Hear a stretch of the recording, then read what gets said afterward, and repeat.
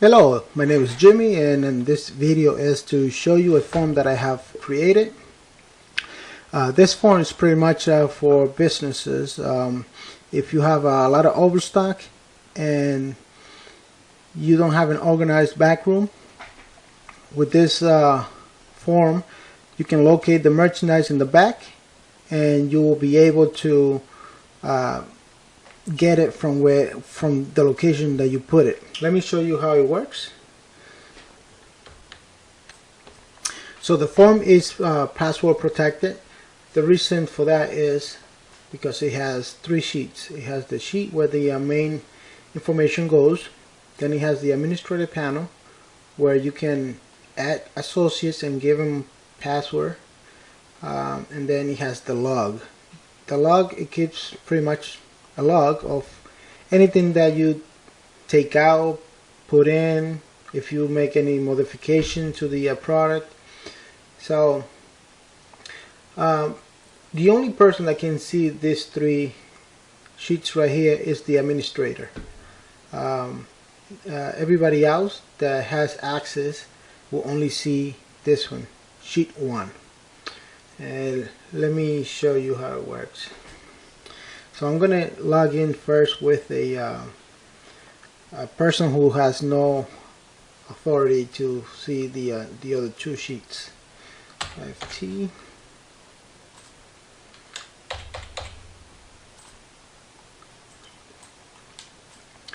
So here is the form. As you can see, it says user FT.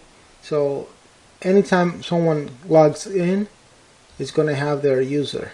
The reason for that is so that way on the log sheet you'll know who made any modifications. Right now you can see these three sheets, but you can't access them because you have this window open. Now let's say you don't have authorization to look into the this sheets right here, and then you try to close it. Watch what happens. Please click on close, but your work will not be saved. And if I hit close, confirm if you want to close, yes, it will just log you out completely. So this is just saying that reopening, it won't save anything, so say no. So as you can see, the other two sheets disappear, and that's because I log into it with a user that has no authorization to look at the logs. So let's get the sheet again. I'm gonna log in with my username and password.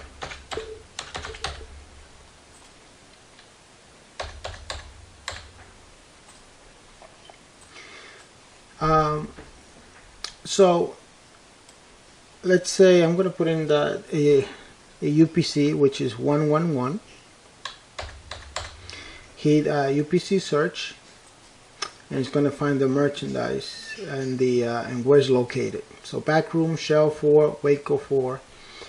And this right here, you can't erase it. You can't do anything with this text box. I'm going to hit backspace and nothing happens. I'm going to type and nothing happens. So, and that's to prevent someone from changing the user, and then on the log you will have a different username. So that's why it keeps the user, it keeps a record of the user who's putting in or taking out any merchandise. Now the add quantity is let's say you receive a shipment and you receive 20 gloves. As soon as I hit add, it's going to update here and it's going to update here automatically. So 70. Now the whole and or sold, what that is it's if a customer wants to pay for something and they'll pick it up another day or another time, then let's say they purchased 5 gloves, or they asked to put it on hold. So once you put it on hold, it's going to take it out of the inventory. The reason why it takes it out of the inventory, it's so you know that that merchandise is being on hold. So once I take the 5 out, you're going to have 65, and you know you have 65 to sell or whatever, but there will be 5 that are promised to a customer. So once I hit take it out of the hold, it will do it automatically. So as you can see now, it's 41, and it took it out of the inventory. It's now 65, and it's updated right away. Now let's say the customer comes back and he wants his 5 gloves. To type 5, hit sold, and it will take it out of here. Not here, because I already took it out of the inventory, or out of the location. So as you can see, it turns into 36.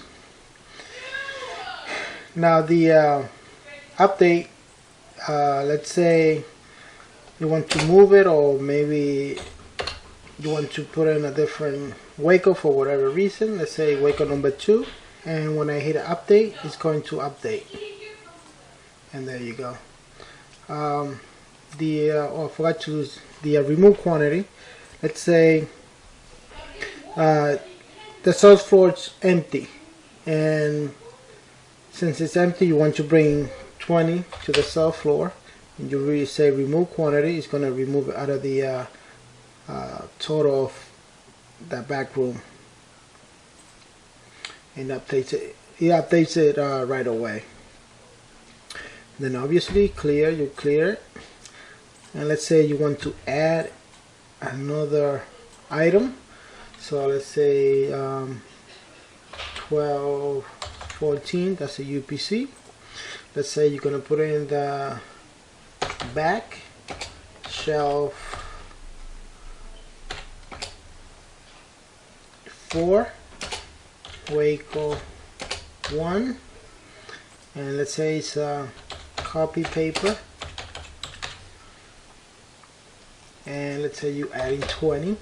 You hit add, and then once you have all the information, you hit save new entry, and there you go.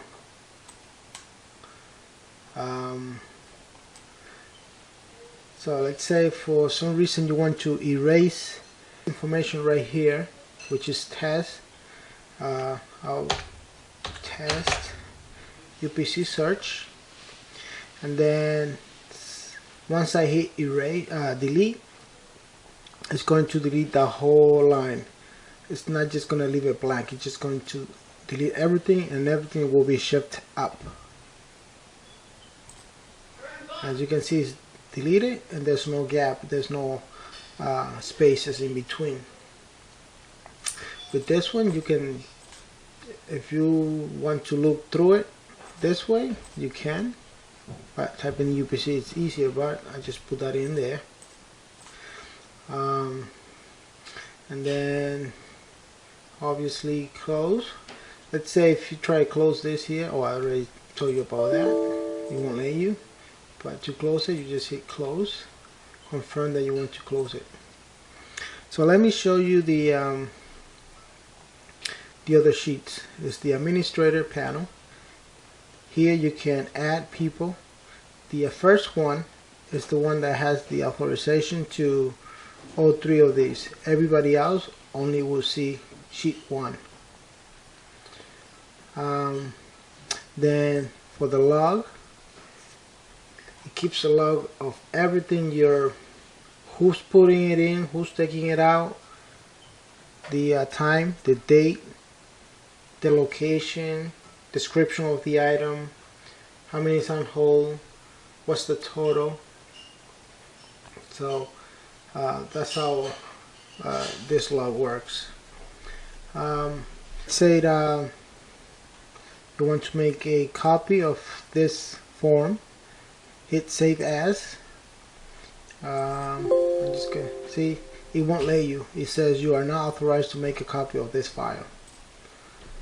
The company that I work, they have an M drive, which is every store can share folders, and my thought process to have this is make a folder for each district, and into that folder it will have every store, and then every store will have their own program, and that way they can access the form from any computer in the store. So that way it'll eliminate that way they're using the locating system that they have.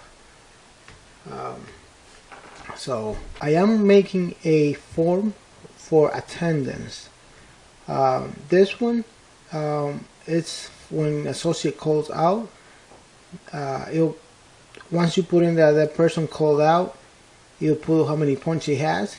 You'll keep a record, and then it'll tell you when to expire. But I also am going to make another video of how this form was made, and I'll show you the codes. It took me a long time, but I got it to work to how I wanted it. So thank you for watching, and don't forget to subscribe and leave any comments or concerns that you have. Thank you. Stay safe.